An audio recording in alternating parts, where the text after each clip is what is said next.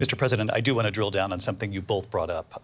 The Vice President brought up your tariffs. You responded, and let's drill down on this, because your plan is what she calls is essentially a national sales tax. Your proposal calls for tariffs, as you pointed out here, on foreign imports across the board. You recently said that you might double your plan, imposing tariffs up to 20% on goods coming into this country. As you know, many economists say that with tariffs at that level, costs are then passed on to the consumer. Vice President Harris has argued it'll mean higher prices on gas, food, clothing, medication, arguing it costs the typical family nearly $4,000 a year. Do you believe Americans can afford higher prices because of tariffs? They're not going to have higher prices. What's going to have and who's going to have higher prices is China and all of the countries that have been ripping us off for years. I was the only president ever. China was paying us hundreds of billions of dollars, and so were other countries.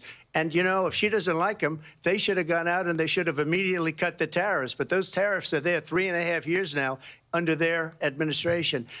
We are going to take in billions of dollars, hundreds of billions of dollars.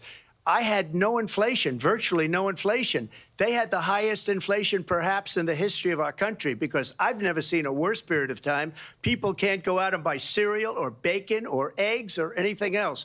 The people of our country are absolutely dying with what they've done. They've destroyed the economy. And all you have to do is look at a poll. The polls say 80 and 85 and even 90% that the Trump economy was great, that their economy was terrible. Vice President Harris, I do want to ask for your response, and you heard what the president said there, because the Biden administration did keep a number of the Trump tariffs in place. So how do you respond? Well, let's be clear that the Trump administration resulted in a trade deficit, one of the highest we've ever seen in the history of America.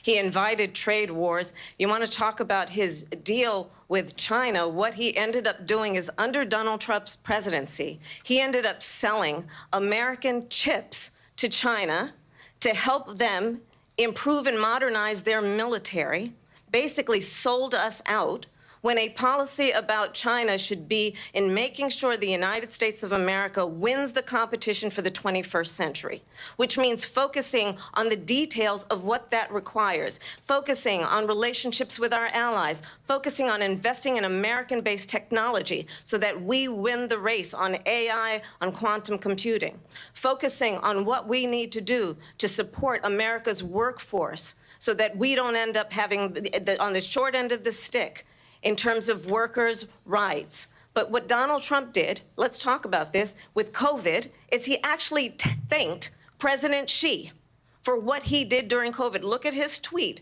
"Thank you, President Xi," exclamation point, when we know that Xi was responsible for lacking and not giving us transparency about the origins of COVID.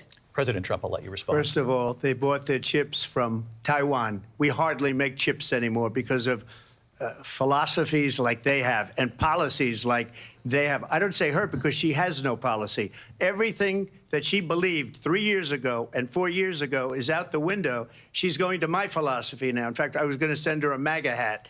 She's gone to my philosophy. But if she ever got elected, she'd change it.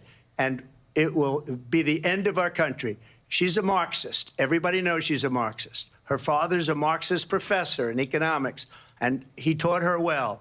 But when you look at what she's done to our country, and when you look at these millions and millions of people that are pouring into our country monthly, where it's, I believe, 21 million people, not the 15 that people say, and I think it's a lot higher than the 21, that's bigger than New York State pouring in. And just look at what they're doing to our country. They're criminals. Many of these people coming in are criminals. And that's bad for our economy, too. You know, you mentioned before, we'll talk about immigration later. Well, bad immigration is the worst thing that can happen to our economy. They have, and she has, destroyed our country with policy that's insane. Almost policy that you'd say they have to hate our country. President Trump, thank you.